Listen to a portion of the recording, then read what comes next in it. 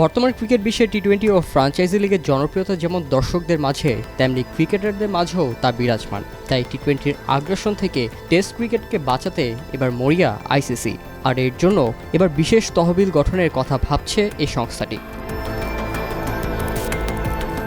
প্রতিভাবান ক্রিকেটারদের টি-20 ফ্র্যাঞ্চাইজি লিগগুলোয় যোগ দেওয়ায় টেস্ট ক্রিকেটের জনপ্রিয়তা দিন দিন কমছে। দীর্ঘতম ফরম্যাটের বিলুপ্তির আশঙ্কার কথা প্রায় বলে থাকেন ক্রিকেট সংশ্লিষ্টরা। তাই এই স্রোত ঠেকাতে টেস্ট ম্যাচ ফি বাড়ানোর কথা ভাবছে আইসিসি।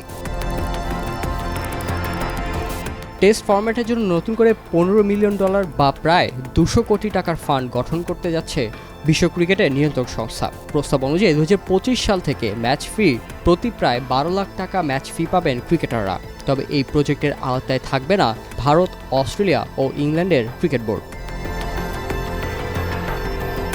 মূলত ক্রিকেট অস্ট্রেলিয়ার চেয়ারম্যান মাইক বেয়ার্ড গত জানুয়ারিতে এই তহবিল তৈরির ধারণা দেন। নিউজিল্যান্ডে গত ফেব্রুয়ারিতে অনুষ্ঠিত টেস্ট সিরিজের জন্য দক্ষিণ আফ্রিকার দুর্বল দল পাঠানোর পর এই তহবিল গঠনের উদ্যোগ নেওয়া হয়। নিজেদের দেশে এমন একটি তহবিল গঠনের পর আইসিসিকেও তা অনুসরণের পরামর্শ দেন তিনি।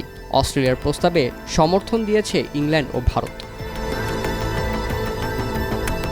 প্রস্তাবটি আইসিসি গ্রহণ করলেও এই $1 মিলিয়ন প্রজেক্টের আওতায় থাকবে না big three board Bharat, Australia ও ইংল্যান্ড। বাকি 6 বোর্ডের লোকসান পুষিয়ে নিতেই মূলত এই উদ্যোগ নীতি নির্ধারকদের।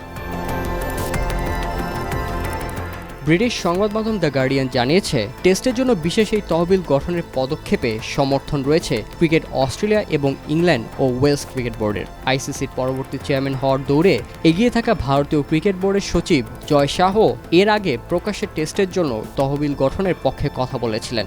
সম্পদ ও অর্থ বিবেচনায় ধনী নয় এমন ক্রিকেট বোর্ডগুলোর টেস্ট ম্যাচ আয়োজনের খরচ পুষিয়ে দিতে 50 লাখ কিংবা $1 কোটি বেশি অর্থের তহবিল গঠনের প্রতি সমর্থন জানিয়েছে জয় শাহ।